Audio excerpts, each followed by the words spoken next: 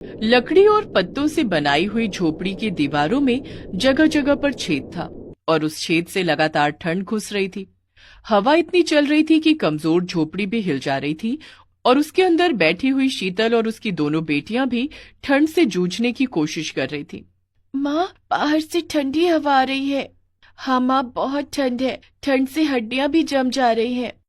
शीतल के पास बोलने के लिए शब्द नहीं थे। वो एक माँ थी और माँ होकर वो अपनी बेटियों को ठंड से बचा नहीं पा रही थी, इसीलिए उसकी आंखों में आंसू थे। क्या करूं बेटी, मैं गरीब विधवा हूँ। तुम लोगों के पिता तो ऊपर चले गए और मैं अकेली पड़ गई। मैं बहुत बुरी माँ हूँ बेटी, मैं बहुत बुरी हूँ।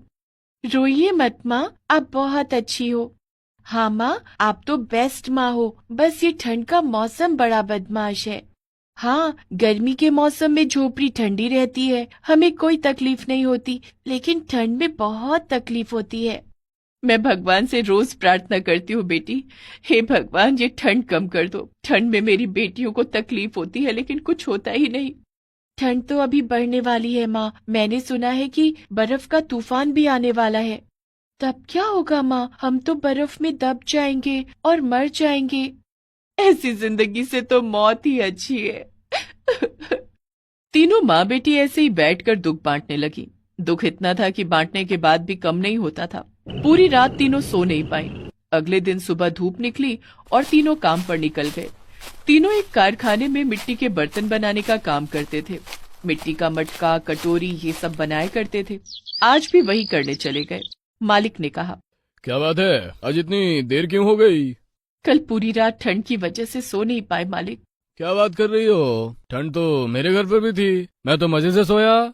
आपके पास तो अच्छी रजाई है ना मालिक, इसीलिए आप सो पाए। केवल रजाई नहीं, रूम हीटर भी है। गरीब नहीं हूँ मैं तेरी तरह। रूम हीटर वो क्या होता है? रूम हीटर करंट से चलता है और पूरे कमरे को गर्म रखता है। अरे वाह मालिक, ये तो मजेदार चीज है। वो तो है, लेकिन तुझे क्या, तेरी झोपड़ी में तो करंट ही नहीं है, हीटर कैसे चलेगा? आज तीनों मिलकर 30 मटके नहीं बनाए ना तो पैसे नहीं मिलेंगे। तीनों काम पर लग गए। धीरे धीरे ठंड बढ़ने लगी और मालिक उन तीनों के सामने गरम चाय पीने लगे। सर्दी में गर्मा गर्म चाय पीकर तो मजा ही आ गया। मालिक, हमें भी थोड़ी चाय दो ना। चल फट, चाय पिएगी, काम कर पहले। काम करके शाम को पैसे लेने के बाद तीनों झोपड़ी में वापस आ गए।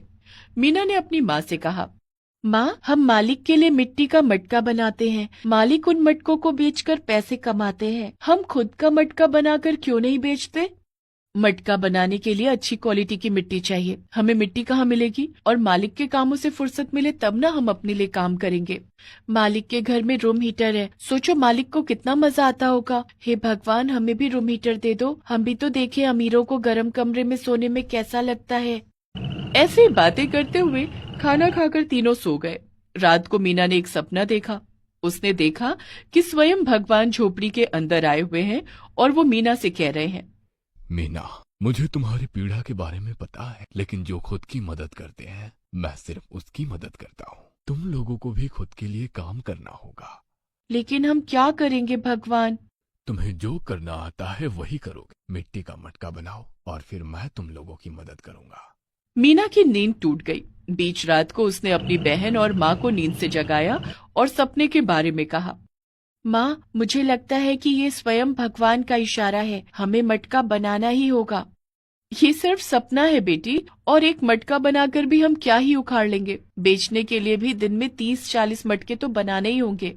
हाँ, उसके लिए मिट्टी भी चाहिए। हमें मिट्टी कहाँ से मिलेगी? आसपास से मिट्टी उठाकर लाएंगे ना। हमें कोशिश तो करनी ही होगी। कोशिश के बिना कोई सफल हुआ है क्या? मीना मिट्टी के बारे में कही रही थी कि तभी अचानक से बर्फ का तूफान शुरू हो गया और भयानक बर्फबारी होने लगी। तीनों माँ बेटी ठंड से कांपने लगी। अरे बाप रे, अब तो बर्फबारी भी शुरू हो गई है। झोपड़ी के अंदर भी बर्फ घुस रही है। झोपड़ी में छेद था, इसीलिए झोपड़ी के अंदर भी बर्फ घुस रही थी, जिससे तीनों को और भी ठंड लग रही थी। ऐसे ही कांपते हुए तीनों ने रात बिता दिया। अगले दिन झोपड़ी से बाहर निकलकर उन्होंने देखा कि चारों तरफ बर्फ ही बर्फ है। ये क्या हुआ मीना, अब हमें मिट्टी कहाँ मिलेगी? देखा मीना, मैंने बोला था ना वो सिर्फ सपना था। खुशी तो हमारे नसीब में ही नहीं है।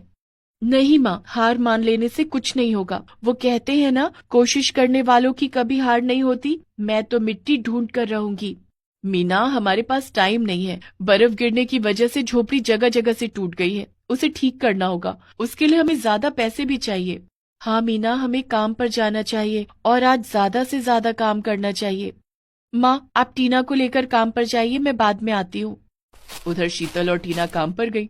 मालिक ने कहा, क्या हुआ, और एक बेटी कहाँ गई आज? वो आ रही है मालिक। मालिक, आज हमें थोड़े ज्यादा पैसे चाहिए, खाना भी खरीदना है और झोपड़ी भी ठीक करवानी है। हाँ हाँ हाँ, ज्यादा काम करो तो ज्यादा पैसा मिलेंगे। दोनों काम पर लग गई और मीना मिट्टी ढूंढती रही, लेकिन बर्फ इतनी ज्यादा थी कि बहुत ढूंढने के बाद भी उसे मिट्टी नहीं मिली। अब मैं क्या करूं? मिट्टी तो है ही नहीं, मटका कैसे बनाऊं? शायद माँ ठीक कह रही थी, मैं काम पर ही चली जाती हूँ। मीना काम पर चली गई और मन लगाकर काम करने लगी।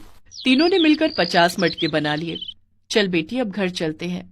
आप दोनों जाइए माँ, मैं 2-3 मटके और बना लेती हूँ। ठीक है, तो फिर हम चलते हैं, तू पैसे लेकर आ। शीतल और टीना घर चली गई। कुछ देर बाद मीना ने मालिक से पैसा लिया। रात हो गई थी, रास्ते पर कोई नहीं था, ऊपर से ठंड भी बहुत ज्यादा थी। तभी मीना ने देखा कि एक बूढ़ा आदमी कुछ बेच रहा है। दादू, आप इतनी रात को ठंड में बाहर बैठकर क्या बेच रहे हो? बेचने के लिए मेरे पास और है ही क्या बेटी, खाने के पैसे नहीं है, ठंड से मर रहा हूँ, इसीलिए मिट्टी के घर से मिट्टी निकाल कर बेच रहा हूँ। लेकिन अभी मिट्टी कौन खरीदेगा? मिट्टी बेच रहे हो? हाँ बेटी, पता है ये पागलपन है, लेकिन मेरे पास बेचने के लिए और कुछ है भी तो नहीं। तुम कुछ मिट्टी खरीदोगी? मुझे पैसों की सख्त जरूरत है। मीना के पास पैसे थे, लेकिन वो पैसे खाना और झोपड़ी ठीक करवाने के थे। लेकिन इतनी रात को बूढ़े आदमी को मिट्टी बेचते हुए देखकर मीना को दया आई, और ऊपर से उसे सपने के बारे में भी याद आया। उसने बूढ़े आदमी से मिट्टी खरीद ली। घर पहुंचकर जब उसने ये कहा, तब उस पर शीतल और टीना गुस्सा हो गई। तुझ में अकल नहीं है क्या? मिट्टी के पीछे पैसे बर्बाद करके आ गई। ये तो सपनों के पीछे पागल हो गई है। टीना, माँ, तुम दोनों जरा ठहर जाओ, मुझे अपने सपने पर विश्वास है, और वैसे भी भूखे रहने की आदत है ना हमें। बस एक मटका बनाकर देखती हूँ। मीना ने उस मिट्टी से एक मटका बनाया, और मटका बनाते ही अचानक से उस मटके के अंदर एक रोशनी आ गई और टूटी हुई झोपड़ी ठीक हो गई और झोपड़ी अंदर से गर्म हो गई। अरे, ये क्या हुआ? वही तो मैं सोच रही हूँ, ये क्या हुआ? आपको बोला था ना, भगवान स्वयं मेरे सपने में आए थे। ये उन्हीं का किया धरा है, हमें मटका हीटर मिल गया। मीना ये कही रही थी कि तभी उस एक मटका हीटर के अंदर से 100 मटका हीटर बाहर आए, और एक एक मटका हीटर से 100 मटका हीटर बाहर आने लगे। अगले दिन से तीनों ने काम पर जाना बंद कर दिया और बाजार में मटका हीटर बेचने लगी। ठंडी के मौसम में हर रोज हजारों मटका हीटर बिकने लगे, और इसी तरह वो अमीर हो गए। जादुई मटका हीटर ने उनकी जिंदगी बदल दी, और इस तरह वो तीनों खुशी खुशी रहने लगे।